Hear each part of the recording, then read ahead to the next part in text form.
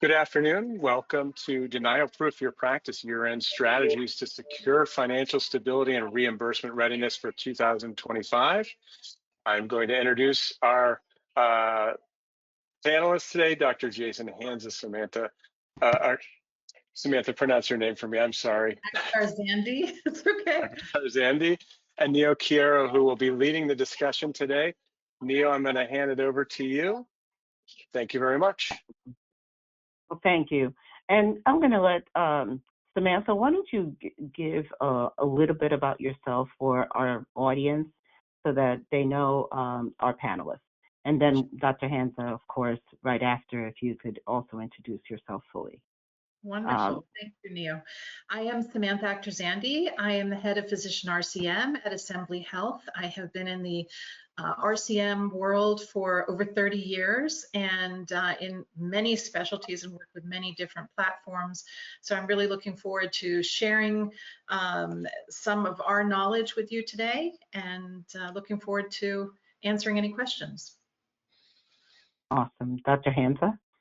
Sure. Hey, everybody. Thanks for being with us today. My name is Jason Hanza. I am a board-certified ophthalmologist, practicing retina specialist, and the chief medical officer here at Nextech. Also, very much involved in our RCM services here. Thank you. And I'm Neo Chiaro. I am a RCM consultant who has been providing subject matter expertise to Nextech for the last year and a half. So let's get started. First, let's look at our agenda. So today we're going to be focusing on basically 5 parts of denials, and that's starting with regulatory, reimbursement, and changes, denial prevention and management, our relationship with our payers, and the patient collection and consumerism, and last but not least, what technology changes are actually making our business better. So if we first start with the regulatory and reimbursement changes, if we could go to the next slide. Reimbursement changes on the horizon for 2025. I am sure that you have been in different webinars or have been reading articles of the changes that were announced in October. And basically what we're seeing is things a little bit flat or on the decline. So 2% of diagnostics will be at 2% reduction from the previous year, and that is across all specialties. 1% of plastics services will be paid at a lower rate. 2.6% of payment increases will be definitely seen in the ASC and outpatient hospital procedures. But 99% of good news in ophthalmology is 99% of Medicare Advantage care plans are now going to have vision coverage. Samantha, anything that you'd like to add from what you're seeing in the different specialties that you are focusing on? Sure. So obviously we expect that there's going to be an expansion of value-based care. We anticipate there will be some reduction in the reimbursements, especially with Part B drugs. So we really need to be monitoring ASP and AWP very closely, as that will impact many of you. We also expect that there will be telehealth changes. We're going to see that after December 31st, if you are not in a rural community, telehealth will not be covered unless you have end-stage renal disease, or you are substance abuse, or you have acute stroke or behavioral health. Those are the specialties that will continue to be able to access telehealth, but we're going to see more providers in cities not being able to provide that. So it's very important that they know what is allowed in their state and what the telehealth rules are. And we're also going to see an increased scrutiny in pre-authorizations. You know, payers are looking for ways to deny claims and not have to pay them out. So we have to keep a very close eye on all of these policy changes at the payer level. Absolutely. And I think that it's really important that we understand that we need to look at each payer individually. because they all are behaving very differently. If we go to the next slide, we just want to touch on this. There is an echo. Can you hear it too? I can, and I don't know why that's happening.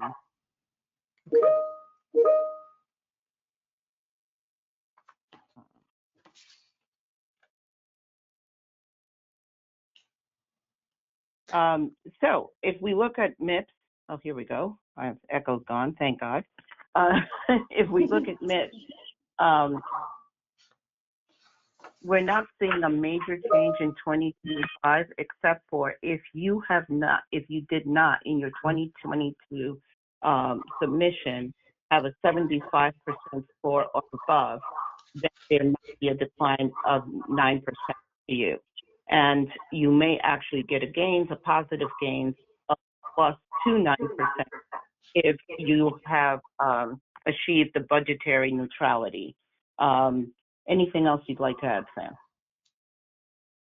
No, nothing. All right, let's get into denial. I think maybe the feedback may be coming from somebody else's computer that is one of the presenters. So maybe when you're not speaking, just make sure that your microphone is on mute. Okay. All right, wonderful. If we can go, what we'd like to do is start with a poll question. What is the average initial denial rate that you are experiencing in your practice? And we'll give that about 30 seconds.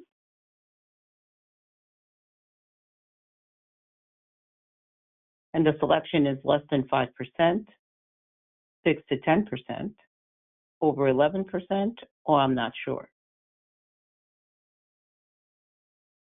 Sean, do we have? We've got about 65% of the audience has voted so far, so maybe let's get a few more seconds. Okay, thank you.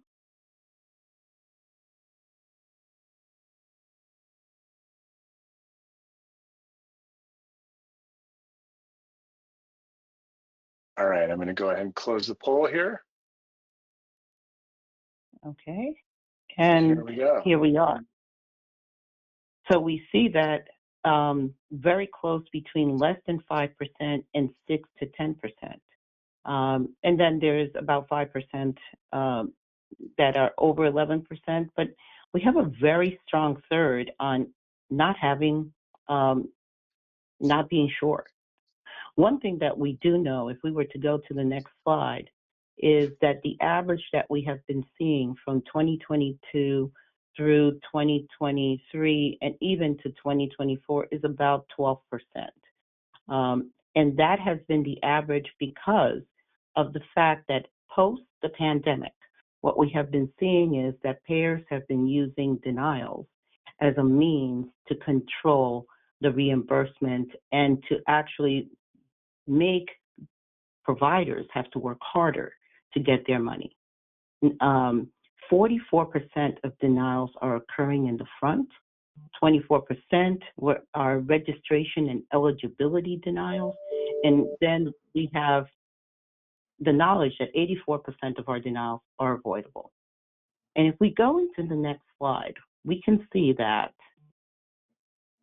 these are the most relevant denials that we're seeing. And we did color code it, but whether it's the front end, middle, or the back end. And what you could see is exactly like the previous slide stated, most of the denials are coming in that registration and eligibility. But the fact of the matter is the biggest pain point is the amount of denials that we're getting for requests for information and authorization, which makes it that most of the providers can't keep up. So they have to leave money on the table because they can't keep up in the response rate for those denials. I'm going to take a second here. And Dr. Hansa, I know that you're not managing denial management, but is this something that is spoken with your colleagues in your practice when you're talking about your reimbursement and you're looking at your monthly review? Absolutely. So, going back to a few minutes ago, I mean, the idea that our reimbursements keep getting reduced, particularly in the clinic setting for diagnostic testing, examinations, every year we seem to get cut. Capturing those charges and getting paid is becoming ever more critical. So every single claim that gets slipped through the cracks is a big hit to the business. So, we're seeing an uptick in denial rates. These denials, patients are calling in, they're very frustrated. They don't seem to understand what's happening. They think they're getting a large bill. And ultimately, we find that to some degree, insurance companies are using our own data against us, right? So certainly a rise in the use of AI-driven systems that they're excuse me, that they're using to automate claims processing. They're increasingly flagging issues that used to not really be something that would get ticked off. And these are leading to more frequent or even erroneous denials. So, they're using current data to train their models. I think they're tightening claim reviews. So it's getting more and more difficult to provide them with the data that they need to not cause a first denial to increase that first pass claims rate. I'd like to add that this year we're also going to see a lot of insurance payers exiting the Medicare Advantage plan. There's going to be a lot of transition. And so it's really important not only that patients have current cards and that insurance is being checked regularly, but also that your front desk understands and recognizes when a patient presents with a traditional Medicare card that they're verifying eligibility, that they're verifying whether or not they have a Medicare Advantage and or a supplemental, and really understanding the coordination of benefits, because that is where we see oftentimes an elderly patient will come in and give you the traditional Medicare, and the front desk will put in Medicare as primary and Kaiser as secondary, even though that Kaiser is actually a Medicare Advantage and not a supplemental plan. So understanding that is critical, and especially because with Medicare you have 1 year timely filing. With these Medicare Advantage plans, you don't have that freedom. You can't wait a year to find out that this is denied and it's a coordination of benefits issue, and then you've got to rebill it. You can't even wait 90 days. You've got to be on top of it very proactively. And I think that's the other key to all of this is you have to be proactive instead of reactive. Once you've identified what the root cause and the denial patterns are, you've got to take steps to prevent those going forward. And whether or not it's making sure that your system is set up correctly to pull CLIA numbers or NDC numbers with drugs, or that you're using the right codes or the right laterality or modifiers, all of this is very important. Otherwise, you're going to continue to have the denials escalate, and you'll never get this under control. Thank you. Sam, can we go to the next slide? Because this is what you just have been stating is really the thrust of our conversation, in the sense of how do we avoid these denials? And once we do have them, how do we address them? Because let's not forget, we have 30% of our participants that have no idea what their percentage of denials was. Yep. So how do they learn? Yeah. Can you give us some insight? Sure. So I'd like to talk first, let's talk about collection rate, because often this is something that people misunderstand. So you think about collection rate and you think, oh, I collect 98% of my AR, but you don't really, that doesn't take into consideration how much you're writing off that may have been denied for no authorization. That collection rate is the percentage that you have received against the total AR. So if something's been written off, you're not seeing it. So that's really critical to know. The other thing is days in AR. Your days in AR, keeping that to a minimum, the way you do that is you tackle these denials and prevent them going forward. The longer days in AR that you have, you either have a contractual issue, a credentialing issue, or a problem with denials or payer.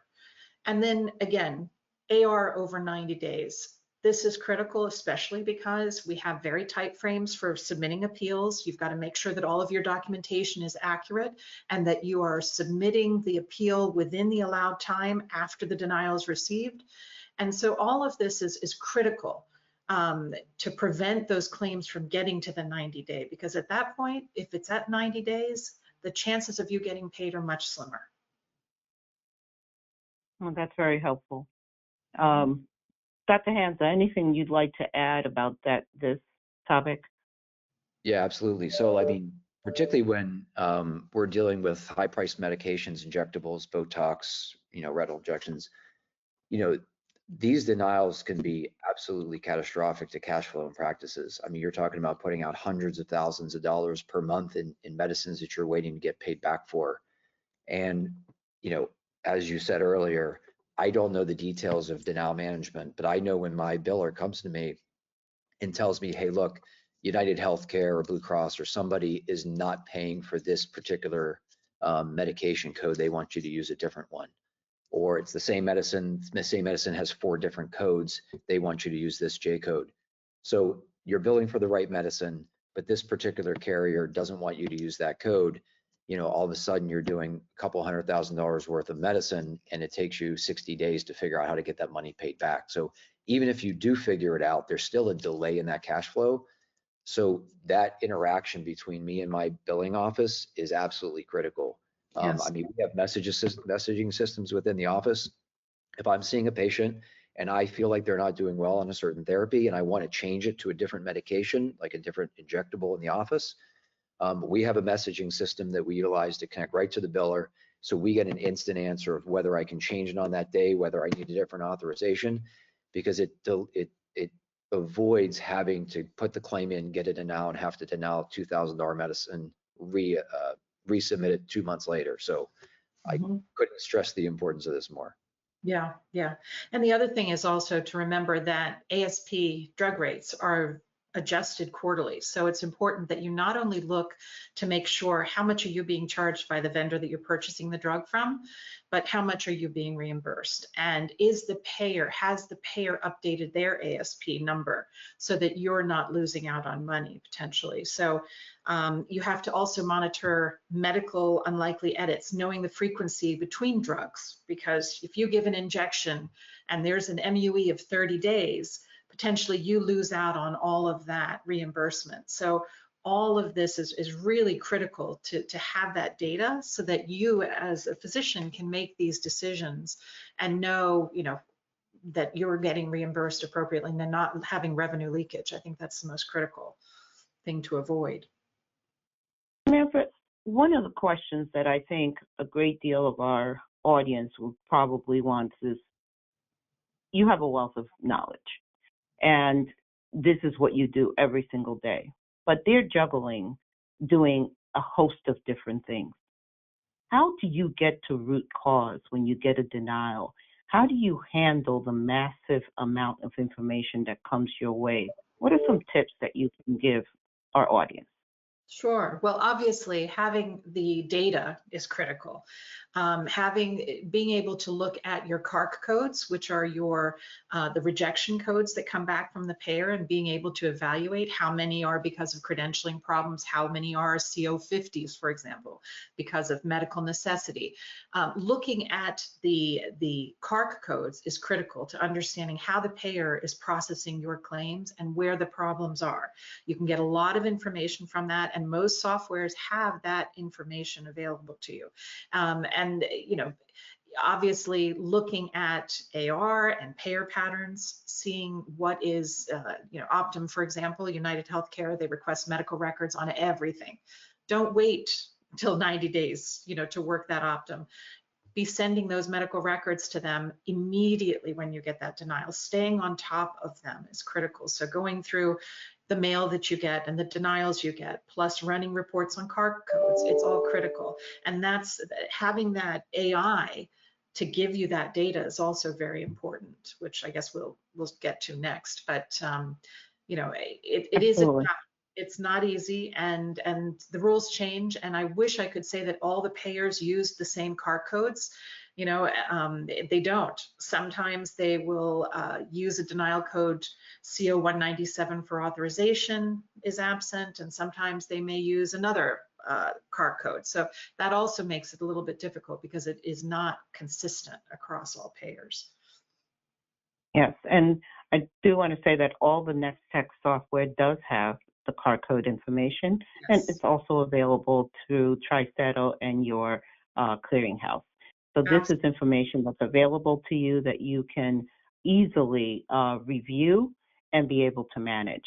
But let's Yes. go to another poll question before we go into our next topic of discussion.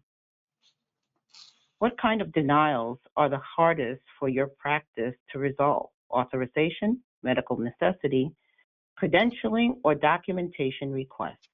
And we'll give everyone 30 seconds to be able to respond to that.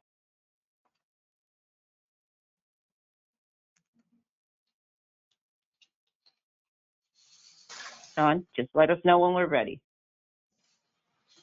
We're almost there.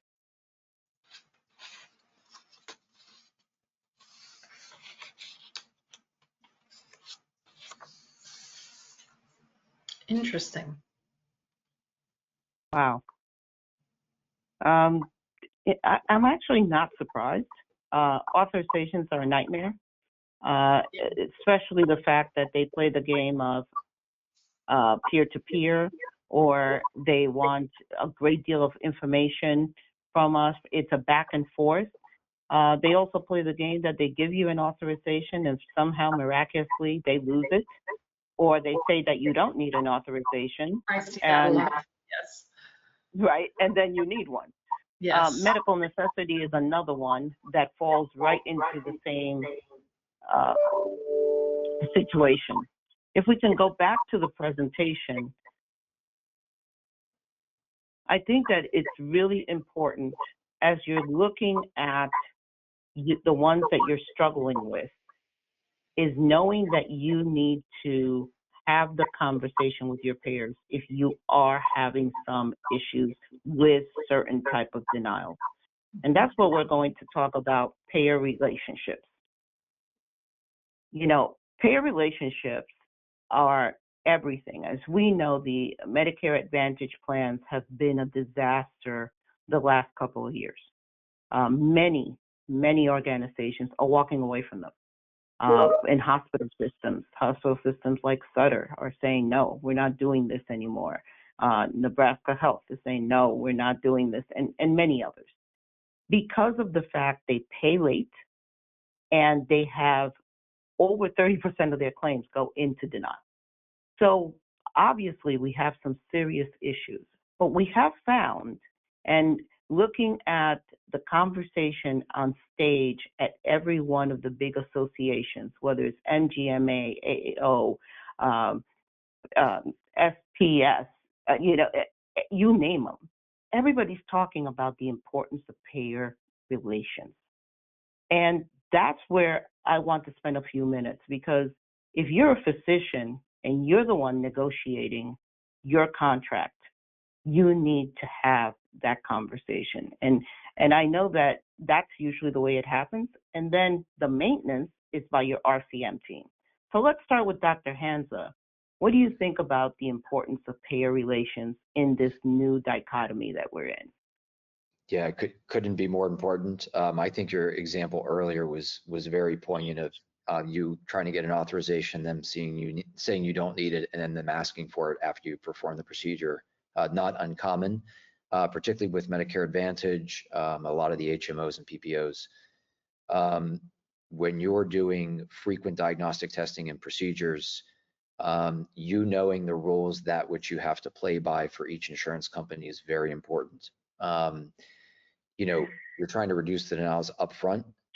That can often be done by when you're negotiating that contract with the payer, putting certain language in that contract so you both have a clear understanding of what that care of that patient looks like. So for instance, and many of our specialties require step therapy. So, you need to show that somebody has failed a certain therapy before moving them to the next expensive option.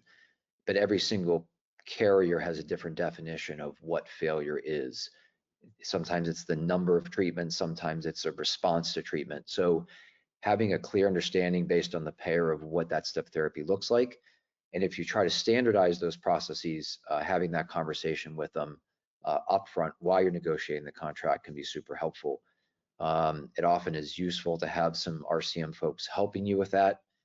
Sometimes it's even helpful to have some of the pharmaceutical companies representatives help you with that because they have access to the data that can support your desires. So can't stress enough the time lost and the amount of money lost of staff time with performing these tasks on the fly. Even when you're looking to prescribe certain medications, to know which insurance companies will cover whatever non-steroidal or whatever happens to be the medication you're trying to prescribe. It saves you from prescribing something and then having your staff call, find out they don't cover it, and then come back and ask you, and then you have to look at the chart again to know what medication you were trying to prescribe. The more the knowledge, the less mistakes and less time it's going to cost you in the long run. I'd like to add a couple of things. I think it's really critical that you review your payer contracts on a routine basis. There are so many emerging technologies that are coming through nowadays, and many of them, when you signed these contracts, didn't exist. And what I see happening frequently is somebody will start using a new technology that is not included in their contract. It could be a stent, it could be a neurostim, it could be a procedure that is assigned to a grouper that is going to reimburse you so poorly that it's not even cost effective for you to perform that procedure. So know what you have in your contract. Check with your reps before you start doing or using a new drug or a new procedure. Make sure that this is included in your contract. And if not, have them add an addendum. They will do that. And you know, monitor that, and also use them if you have consistent patterns of problems. Reach out to them, let them know, because often it could be an edit that is in their system that needs to be addressed. And actually, you know, having that connectivity and being able to reach out to the rep and tell them, you keep denying for the following reason, or why are you asking for medical records on every level 5? What is going on? Is there something in my documentation that has put me on your radar? What do I need to do better? Because I'm losing money administratively to keep up with the demands that you're putting on me. So all of that is really critical. So having a good payer relationship, knowing who your reps are, and knowing what's in your contracts is critical. You know, that every single thing that has been said is on point in order for you to thrive with the payers. And that relationship is key, because sometimes if you have a good relationship with a payer rep, you actually find out things a little bit ahead of people. But there's one other thing that's really important. If you have continuous issues with certain denial codes, you can request training and education from the payers.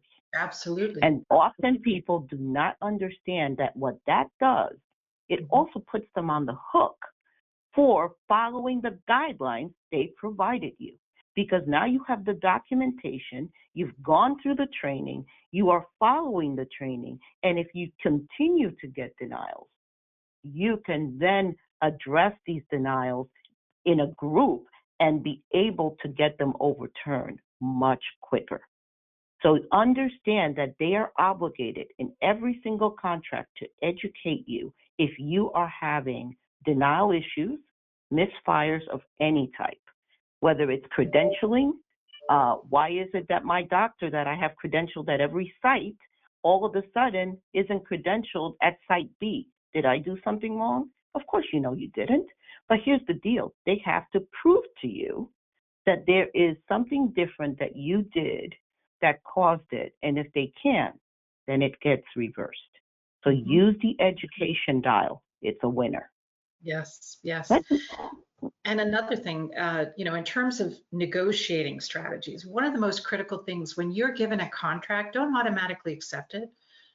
Do some homework. Look at your frequency. How big of a payer is this for you? Look at your CPT frequency for that payer and calculate like a weighted average. Look at the Medicare allowable versus the allowable that they are offering you, and see if you were to see the same number of patients with Medicare, will you make more money or will you make more money with them? Are they paying you 110% of Medicare or 115%? If they're paying you 80%, that's not a payer you want to work with.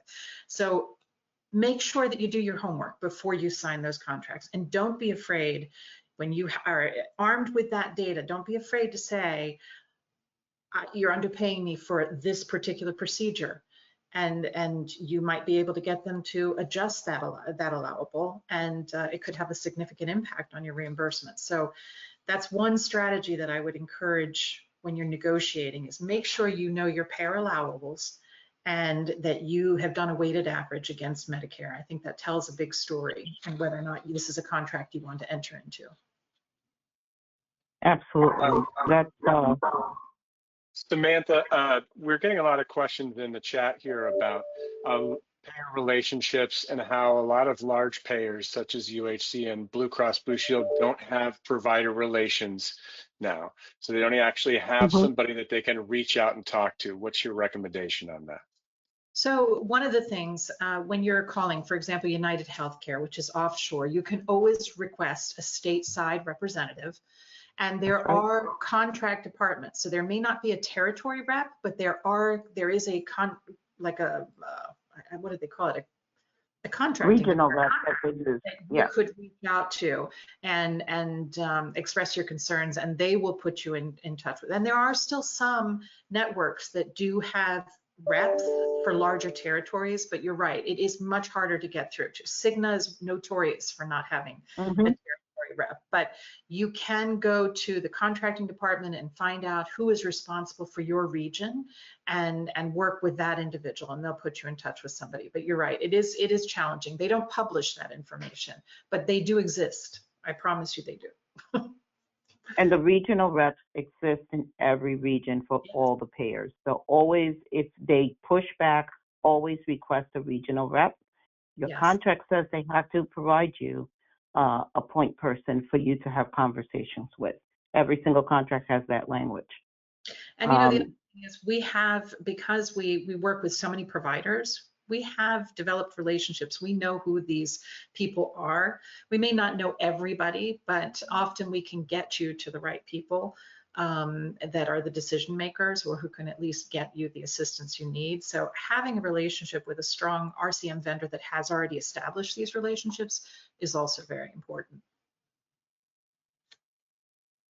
Well, thank you. I think that this was a very powerful part of our conversation. Now let's go back to something that Dr. Hansa brought up, which was the patient, and understanding the patient collections and the patient experience through consumerism.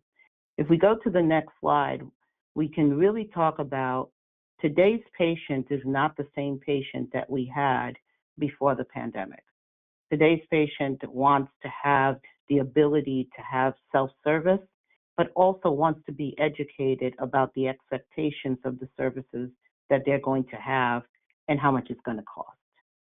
Dr. Hansa, could you give us kind of like a very quick understanding of the type of conversations that you often have with patients when they are concerned about not only having trust in care, but also trust that they can financially afford the care?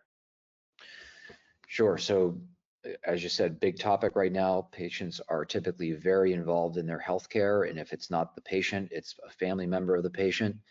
And we like to empower our patients to be advocates for themselves. So the more information, the better. So when we're prescribing medications, or asking for trying to get authorizations for surgeries or procedures, sometimes we actually have to ask those patients to even advocate for themselves to the insurance companies. So it's not infrequent that the insurance will deny an authorization for something, particularly, let's just say, a new medication, right? It takes forever for them to turn around. Something got FDA approved in January, and yet we're still struggling in April and May to get some of the private payers to pick up the medication. So very frustrating. We dedicate staff to do that, but sometimes you have to advocate and have the patient start calling and screaming at their insurance company, or have their family member start doing so. And surprisingly, it works. Thankfully, there is a response to that, sometimes more of a response than we in our practice call. So I think that's a big part of sort of a shift that's happened in healthcare over the last 5 years or so. Patients want to have transparency in what their bill is going to be. Again, even with medical procedures, their copays. We do a lot of high-priced medications where patients get on assistance or assistance funds. and they are very involved in getting their 20% for their medication covered that their insurance is not going to cover. At the same time, it's a lot of information, and patients get confused. They get the runaround. They're constantly being contacted by people. They don't trust the phone calls, so they want, a lot of the medications that we have shipped prior to their procedure. The patient has to now approve those medications. So we used to just order them. They send them to the office. Now the insurance company calls the patient, says, "Do you approve us sending this medicine to the practice?" And they think they're getting scammed. They don't know. So it's become a very difficult situation. It takes a lot of staff in our office to make sure that we're getting authorizations, to get patients on the support foundations, and really to sit there and educate them on how to handle these phone calls. Yeah, I think Thank you. most And important Samantha, if you could focus on how do you help? Because the front end, back to what we were saying, 44% of denials are coming from the front end. How does Assembly assist its clients with the patient experience and the consumerism? Absolutely. So, part of our role, it's a very collaborative approach. We're an extension of the practice.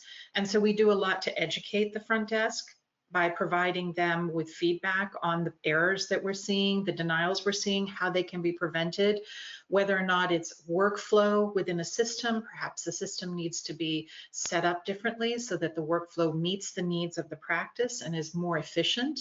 So when we come in and we look at a practice, we look at what is going wrong, what works and what doesn't work, and we try to come up with solutions that are customized to that client that will help make things more efficient and easier, whether or not it's educating the front desk about the new plans or how to read a card or how to enter an insurance and what does a payer ID mean and how do you know where you send the claims, things like that. So we're very involved with educating your front desk, and the front desk is probably the most critical role in any practice, right? If you garbage in is garbage out, and if you don't have a strong front line, it makes my job very difficult. So at Assembly, I will do, and all of us, we will work with the practice to help fix the problems that we see happening, whether or not it's educating them, is it a particular payer that we're having problems with? We kind of evaluate everything that is going on and see what we can do better, because obviously we all do better if we don't have denials. The more denials we have, the harder my job is to do. So we want to give you that feedback so that we can prevent them. The other thing I wanted to say is it's so important that the communication with the patients, that we explain and educate them about their coverage and what potential out-of-pocket expenses could be. We have ABNs that are current. A lot of people don't realize that an ABN is actually good for 3 years. But if an ABN is not the most recent ABN, it's null and void. So a lot of practices have one ABN in the chart and haven't updated it. That needs to be updated. If there is a new one issued, you've got to be using the most current form. Otherwise, it will not hold up if Medicare asks for an ABN. Also understanding your contracts and your allowables so that your front desk knows when they're estimating how much to collect from a patient who perhaps has Medicare and no secondary coverage, that they know that they should be asking for $23 or $24 so that you're not having to go chase that money after the fact because you know that they don't have secondary coverage. It's, or how to read a card and know if you're a specialist or you're not and what the copay is. So all of that is important. So I think for us, the support that we provide the practices is critical, giving them the knowledge, and also, if there is a high turnover at the front desk, is continually ongoing providing them with that feedback so that, yes, we understand that people will leave and some things will change and we've got to re-educate them, or they may not know how to use the software correctly, things like that. Also, if they look at a balance, how to explain the balance to the patient so that they can collect the money from the patient there, looking at it and saying, this amount was applied to your deductible, or this was denied as non-covered. Educating the front desk to be able to have these conversations with patients so your time of service collections is optimized critical. And that's the type of support that we provide to you. Well, thank you. And it's great that it's a great segue to the next part of our conversation, which is people and technology and behind denials. The fact of the matter is our workforce is aging. It's getting harder and harder to find qualified people that can do the services that are necessary in RCM and even the front desk. Yes. What we'd like to do is I wonder if you could tell us, how are we using technology and automation to handle the gap in the front desk? And even how are we using technology to handle in the clinical space, which also is having an aging deficit? Yeah.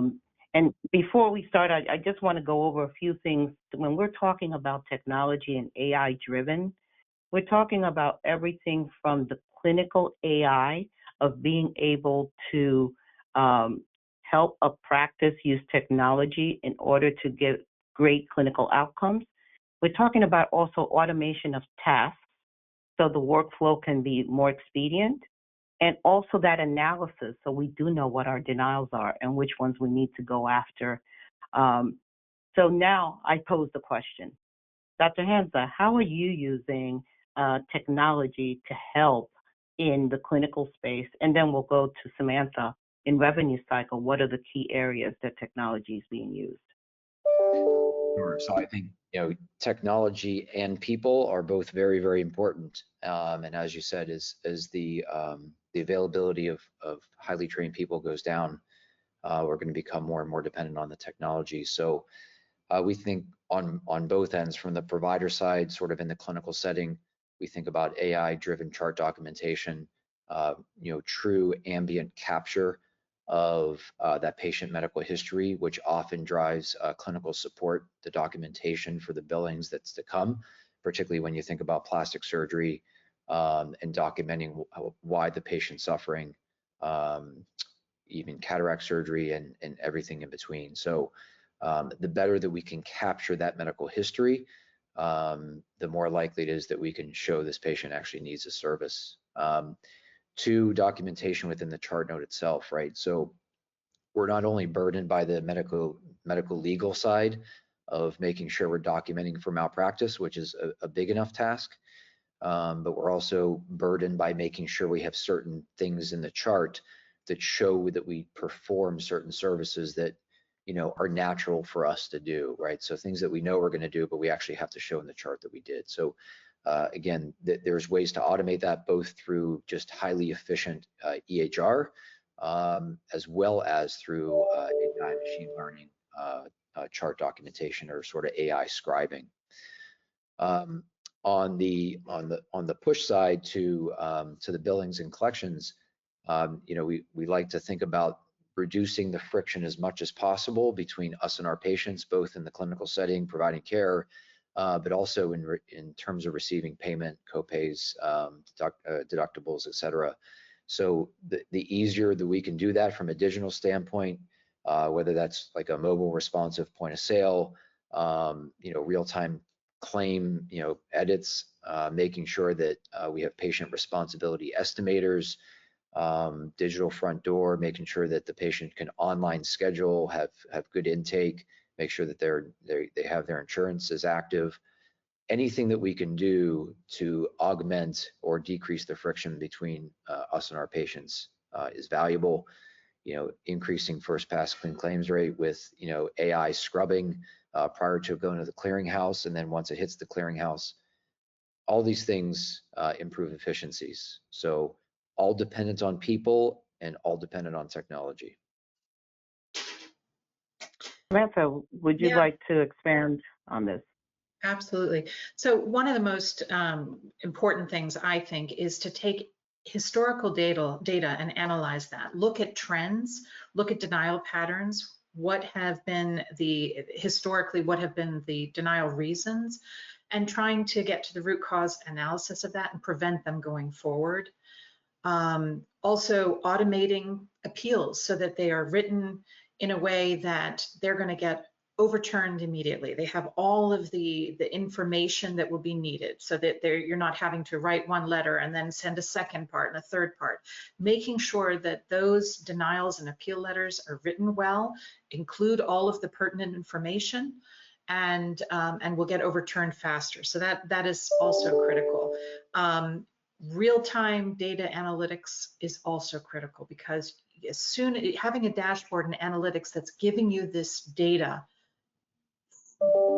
easily and frequently keeps you engaged, and also you can figure out when there's a problem that needs to be addressed immediately before it becomes that you are now sitting on all these drugs with unpaid claims and having all this outstanding AR. So you can identify trends faster by using AI.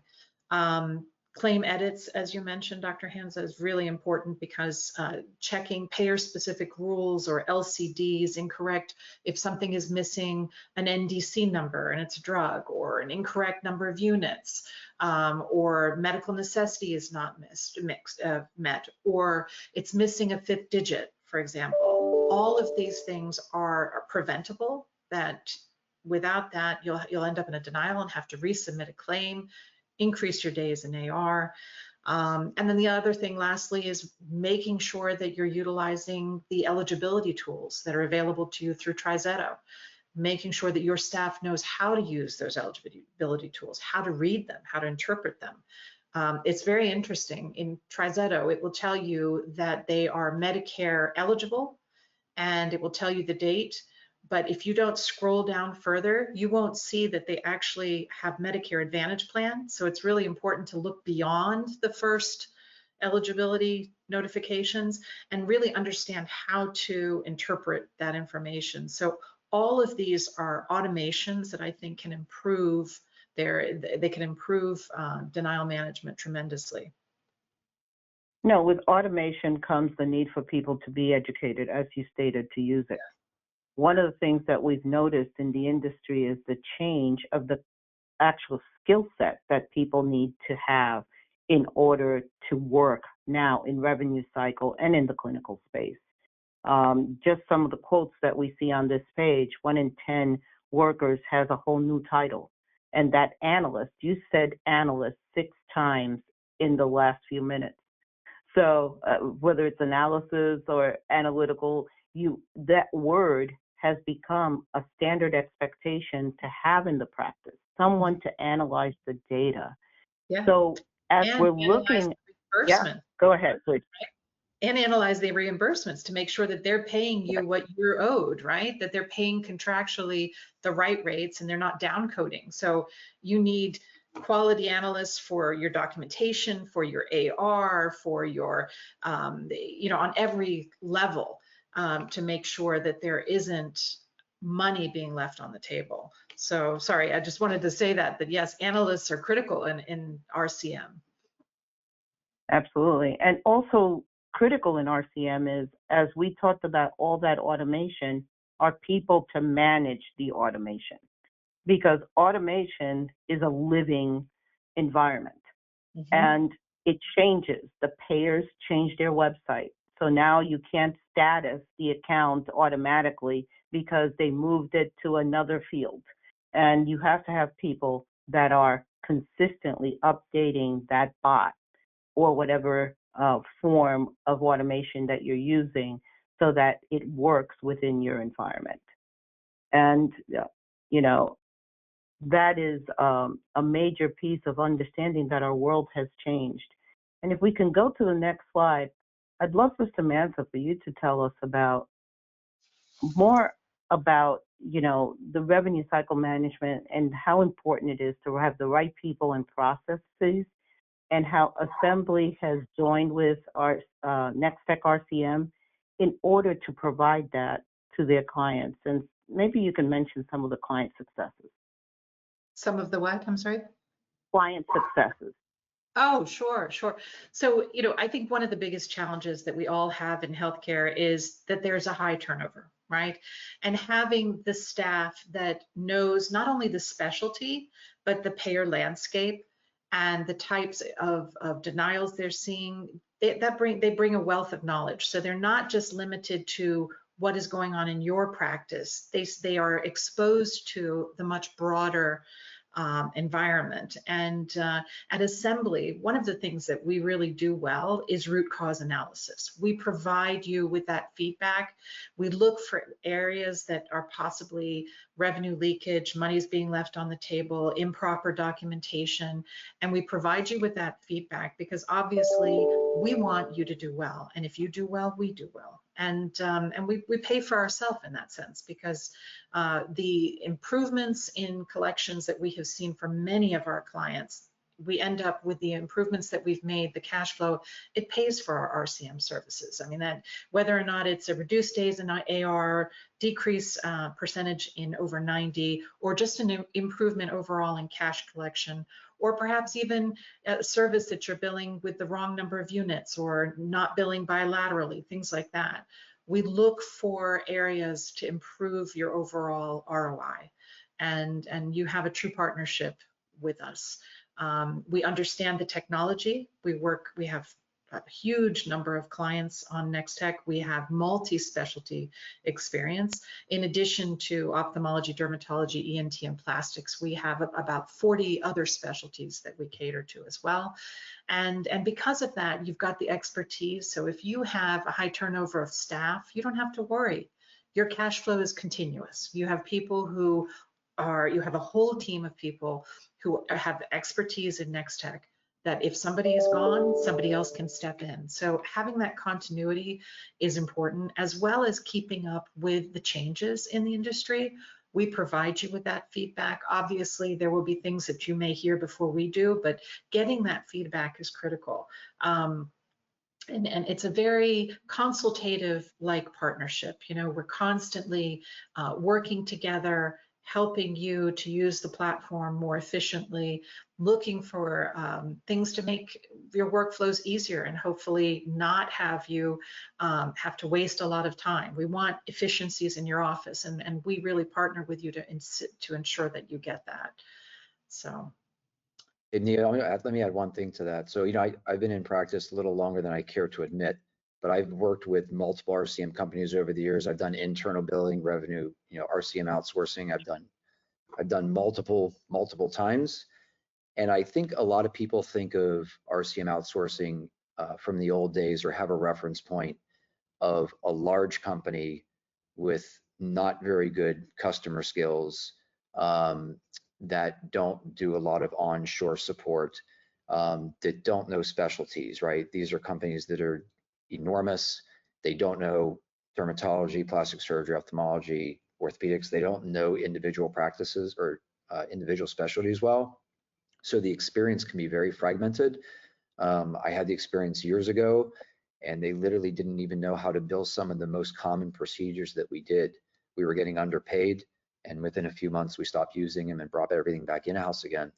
And what Samantha was referring to a minute ago is Assembly really has a tremendous amount of experience within the specialties that we serve.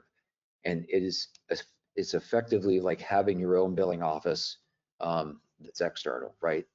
You have a contact to call. It's truly a white glove service. And as we look to partner with the right RCM company, it was really important for us to maintain that personal customer relationship, but at the same time be able to build and scale with our practices, right? So as you grow, you know, you may add one doctor, and that one doctor you might not be able, you know, to afford, or it's not cost effective to add another biller for that doctor, but that doctor is too much for the current billing staff you have, right? So as we build our businesses and build our practices, there can be an imbalance of the availability of quality staff to provide the services in our specialty. So that's something I love about Assembly. I think they do a fantastic job. We obviously have a great relationship with them, and they really can provide that specialty service that you're used to as having in your own office, while leveraging a lot of technology and resources that you actually don't have access to in a small medical practice. All right. Absolutely. The Nextech RCM with Assembly is really closing the loop. Not only are you getting technology that is going to be up to date to the needs of every single practice specialty, but also you're going to get that at the elbow support for your financial success. And Assembly does a great job really being available to you.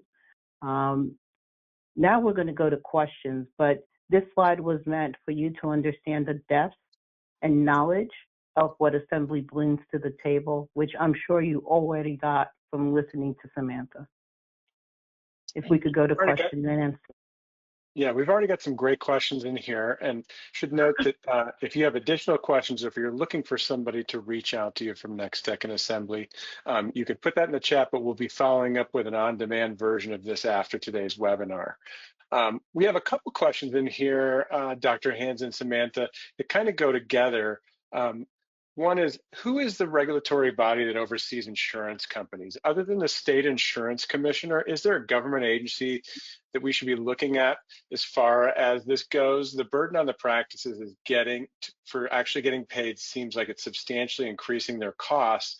And hand in hand with that, how can patients advocate for themselves to insurance to help get better reimbursement rates? Well, I would say it is the insurance commissioner at the state level. I think that Blue Cross is not overseen by the insurance commissioner. And as you were asking that question, I was trying to remember. I want to say it's the DOJ or something. It's another department that oversees Blue Cross Blue Shield, but insurance commissioner is where you would have to go at your state level. I don't know, to be honest with you, I don't think they will help with reimbursement issues. However, if you're having consistent, egregious, violations of your contract or denials that are crazy, then, or you were contracted, you thought you were set up to contract or contracted as a facility, but they gave you a clinic contract, something that they did wrong or was mismanaged, yes, go to your insurance commissioner. But I'll be honest with you, all the insurance commissioner is going to do is send a nice letter to the payer and say, how do you respond to these allegations? I've never had much success with them. You just have to work with at the state level and threaten to leave, unfortunately. Yeah, so the only thing that I would add to that is it is this time of year, right? So the question was partly, how do patients advocate for higher reimbursements or coverage? And they can advocate through consumerism right now, because when they're in these Medicare Advantage plans and they're finding that what they were promised is not being delivered, if that's the case, they now this time of year can walk with their feet and their dollars. So I have those conversations with patients all the time. I want to put them on medications. Their insurance won't cover them. You now have an option. So I think we empower them to make those decisions. I don't guide them on who to go with or what the issues necessarily are at a deep level. But if you're not happy and you're not getting a response, then you can walk with your feet. And open enrollment coming up. So I was just going to say, go ahead. That's right. I'm sorry, I cut Samantha off. She was stating that this is open enrollment period for all insurances pretty much at this time. And also it's the Department of Health and Human Services. And by the way, they do not get involved in anything that has to do with reimbursement rates for commercial insurances. They only get involved with CMS, which is Medicare and Medicaid. The other thing is your patients definitely could be your advocate. However, they cannot be the advocate for your reimbursement rate. That comes through the employer. It's the employer that actually makes the decision which rate when they are entering into contract with the commercial payer. Yes. So it really comes down to go to the employer. And by the way, I've actually appealed to employers for very large cases that the insurance is saying no, and it's going to be impactful for the life of the individual. So that's the role that we can do. They have a lot of any other questions? They have a lot of leverage. We We have a few other questions, but I feel like that we want to make the best use of everybody's time here. And so we'll do our best to answer those via email and with our follow-ups. I want to thank everybody again today for what an awesome discussion this was. I mean, clearly there's so much information to cover that we barely had time for questions. So hopefully we'll be able to get to those on the next one. Thanks again to everyone. Have a great rest of your day. Take care. Thank you. Bye.